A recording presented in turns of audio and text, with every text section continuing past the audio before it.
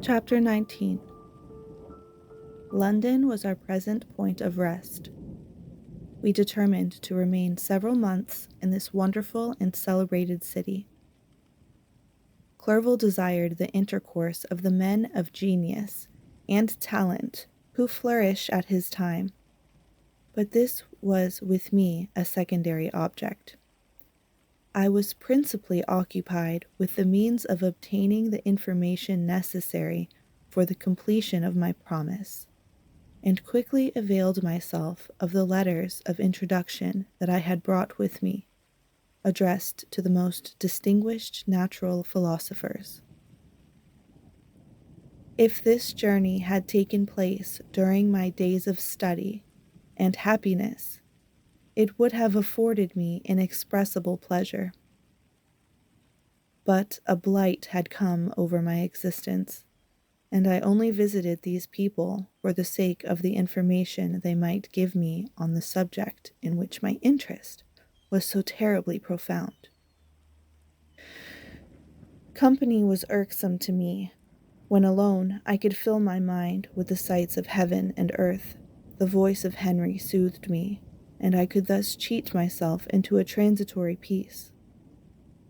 But busy, uninteresting, joyous faces brought back despair to my heart.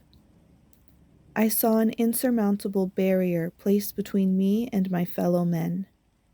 This barrier was sealed with the blood of William and Justine, and to reflect on the events connected with those names filled my soul with anguish. But in Clerval I saw the image of my former self. He was inquisitive and anxious to gain experience and instruction.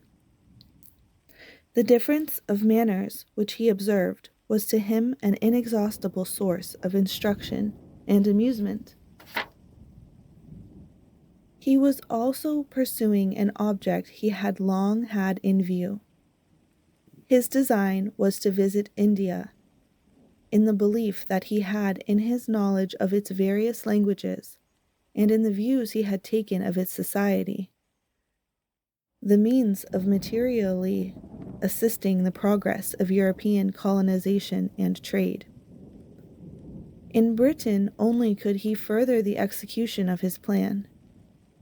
He was forever busy, and the only check to his enjoyments was my sorrowful and dejected mind. I tried to conceal this as much as possible, that I might not debar him from the pleasures natural to one who was entering on a new scene of life, undisturbed by any care or bitter recollection. I often refused to accompany him, alleging another engagement, that I might remain alone.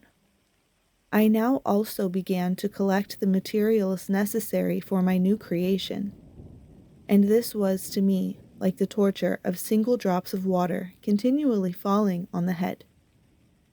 Every thought that was devoted to it was an extreme anguish, and every word that I spoke in allusion to it caused my lips to quiver and my heart to palpitate.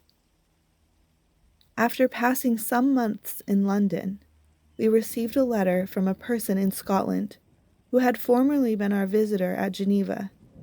He mentioned the beauties of his native country, and asked us if those were not sufficient allurements to induce us to prolong our journey as far north as Perth, where he resided.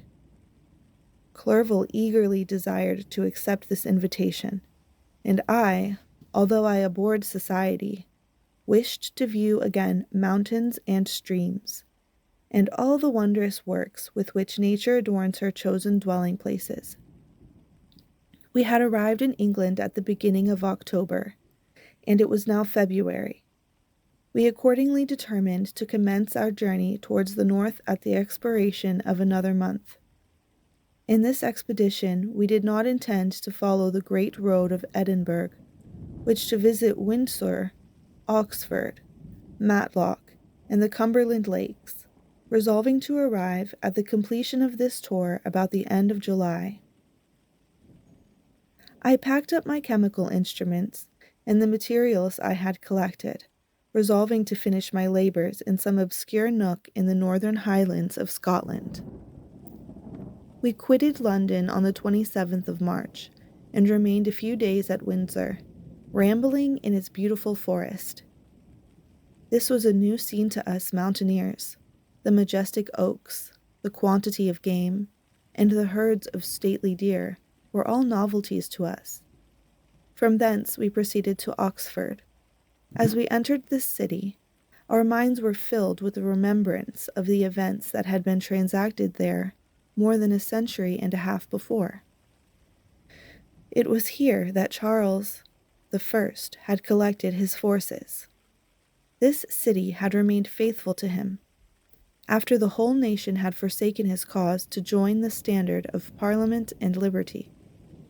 The memory of that unfortunate king and his companions, the amiable Falkland, the insolent Goring, his queen, and son, gave a peculiar interest to every part of the city which they might be supposed to have inhabited.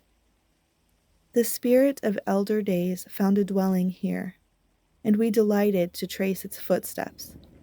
If these feelings had not found an imaginary gratification, the appearance of the city had yet in itself sufficient beauty to obtain our admiration.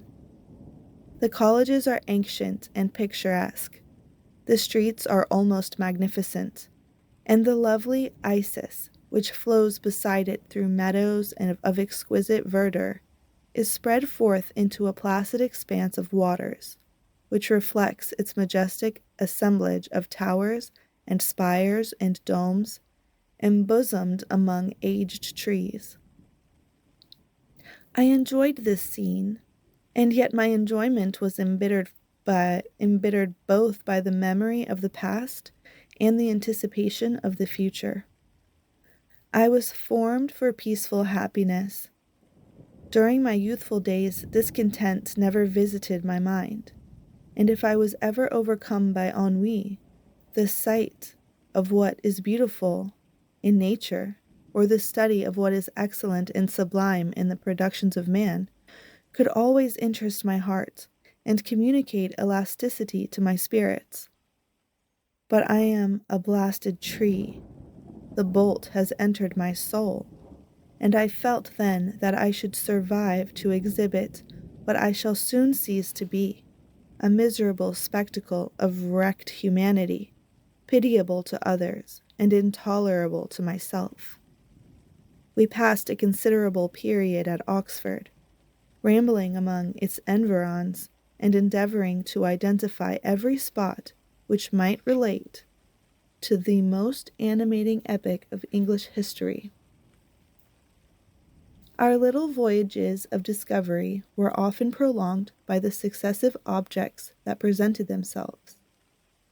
We visited the tomb of the illustrious Hampden and the field on which the patriot fell. For a moment my soul was elevated from its debasing and miserable fears to contemplate the divine ideas of liberty and self-sacrifice, of which these sites were the monuments and the remembrancers. For an instant I dared to shake off my chains and look around me with a free and lofty spirit, but the iron had eaten into my flesh, and I sank again, trembling and hopeless, into the miserable self. We left Oxford with regret, and proceeded to Matlock, which was our next place of rest.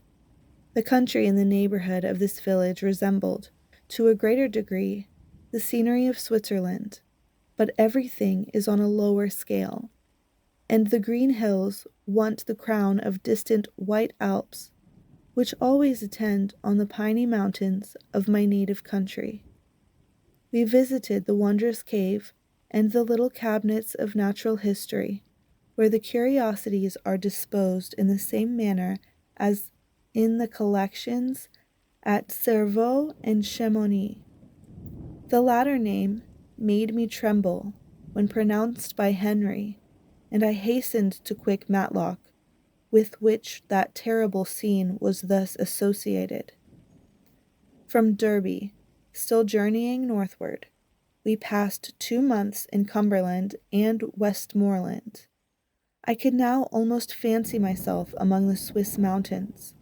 The little patches of snow which yet lingered on the northern sides of the mountains, the lakes, and the dashing of the rocky streams were all familiar and dear sights to me. Here also we made some acquaintances who almost contrived to cheat me into happiness. The delight of Clerval was proportionably greater than mine. His mind expanded in the company of men of talent, and he found in his own nature greater capacities and resources than he could have imagined himself to have possessed while he was associated with his inferiors. I could pass my life here, he said to me, and among these mountains I should scarcely regret Switzerland and the Rhine. But he found that a traveler's life is one that includes much pain amidst its enjoyments. His feelings are forever on the stretch, and when he begins to sink into repose, he finds himself obliged to quit that on which he rests in pleasure for something new, which again engages his attention, and which also he forsakes for other novelties. We had scarcely visited the various lakes of Cumberland and Westmoreland, and conceived an affection for some of the inhabitants, when the period of our appointment with our Scotch friend approached, and we left them to travel on. For my own part, I was not sorry. I had now neglected my promise for some time, and I feared the effects of the demon's disappointment. He might remain in Switzerland, and wreak his vengeance on my relatives. This idea pursued me, and tormented me at every moment from which I might otherwise have snatched repose and peace. I waited for my letters with feverish impatience.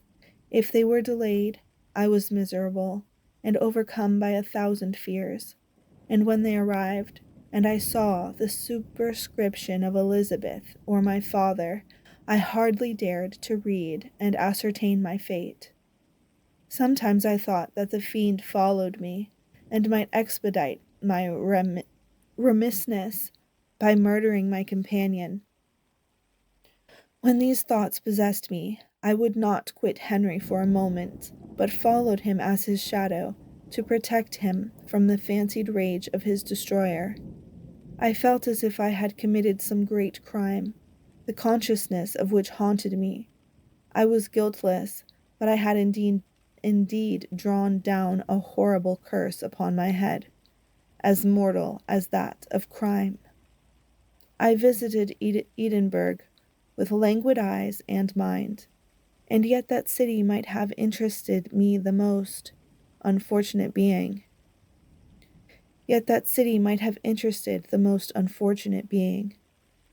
Clerval did not like it so well as Oxford, for the antiquity of the latter city was more pleasing to him, but the beauty and regularity of the new town of Edinburgh, its romantic castle, and its environs, the most delightful in the world, Arthur's Seat, St. Bernard's Well, and the Pentland Hills, compensated him for the change, and filled him with cheerfulness and admiration. But I was impatient to arrive at the termination of my journey. We left Edinburgh in a week, passing through Cupar, St. Andrews, and along the banks of the Tay to Perth, where our friend expected us. But I was in no mood to laugh and talk with strangers, or enter into their feelings or plans with the good humor expected from a guest. And accordingly I told Clerval that I wished to make the tour of Scotland alone. "Do you," said I, "enjoy yourself, and let this be our rendezvous. I may be absent a month or two, but do not interfere with my motions. I entreat you, leave me to peace and solitude for a short time, and when I return, I hope it will be with a lighter heart, more congenial to your own temper." Henry wished to dissuade me, but seeing me bent on this plan, ceased to remonstrate. He entreated me to write often. "I had rather be with you," he said, "in your solitary rambles, than with these Scotch people whom I do not know. Hasten then, my dear friend, to return, that I may again feel myself somewhat at home, which I cannot do in your absence." Having parted from my friend, I determined to visit some remote spot of Scotland and finish my work in solitude. I did not doubt but that the moment followed me, and would discover himself. I did not doubt that the monster followed me, and would discover himself to me when I should have finished, that he might receive his companion.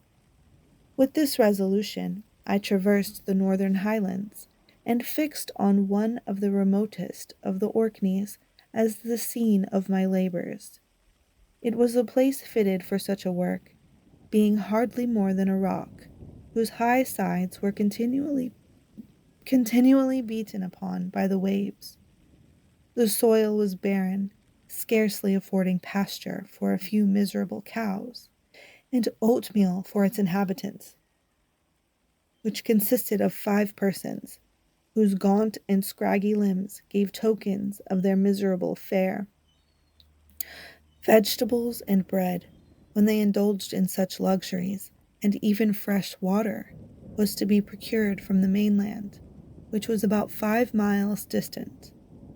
On the whole island there were but 3 miserable huts, and one of these was vacant when I arrived.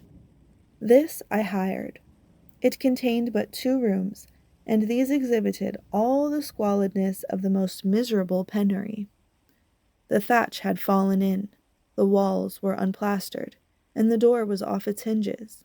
I ordered it to be repaired, bought some furniture, and took possession, an incident which would, doubtless, have occasioned some surprise, had not all the senses of the cottagers been benumbed by want and squalid poverty. As it was, I lived ungazed and unmolested.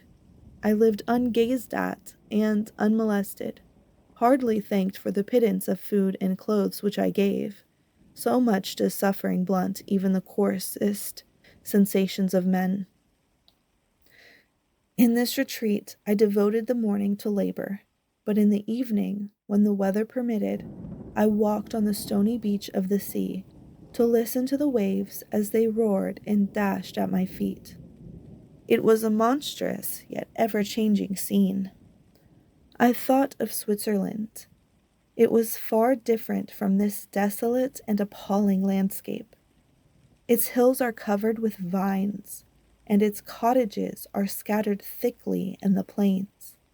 Its fair lakes reflect a blue and gentle sky, and when troubled by the winds, their tumult is but as the play of a lively infant when compared to the roarings of the giant ocean. In this manner I distributed my occupations when I first arrived, but as I proceeded in my labor, it became every day more horrible and irksome to me. Sometimes I could not prevail on myself to enter my laboratory for several days, and at other times I toiled day and night in order to complete my work. It was indeed a filthy process in which I was engaged. During my first experiment, a kind of enthusiastic frenzy had blinded me to the horror of my employment.